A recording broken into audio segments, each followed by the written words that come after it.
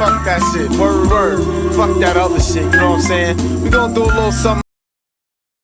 Reminiscing about the past has its own unique allure. We can feel intense emotions looking back at our memories, whether it's joy, pain, happiness, or sadness. But often, we let these memories consume too much of our present time. And as you can imagine, that can have some serious drawbacks, since it takes away from being in the moment. The more I think about it, the more I realize it doesn't just take away from the present, it idolizes the past. For example, I'm currently living in Istanbul, Turkey, but my hometown is Jelfa, a city in Algeria.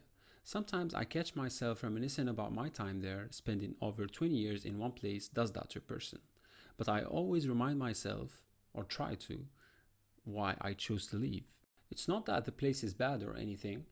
You can live your life freely there. There are a lot of positives about the place, but it just did not resonate with what I wanted to do in my life, especially my future self and who I wanted it to become. This pattern applies to so many aspects of life. We've all heard stories of people who peaked in high school, one-hit wonders, athletes who could not transition, or people stuck on past relationships. These lingering thoughts can seriously mess with someone else's outlook, becoming so chronic that they can't move on. It cripples their ability to see what's in front of them. The reason I'm talking about this is because I've seen firsthand how living in the past can ruin someone's life. The more time that passes, the fuzzier those details become. And when we aren't happy with our present, we start to put those old memories on a pedestal, making them seem better than they really were. An example of this is one of my friends that I used to hang out with daily for a couple of years. He used to be a top performing athlete back in the day. He used to have a lot of success when it comes to getting what he wants and the lifestyle that he chooses.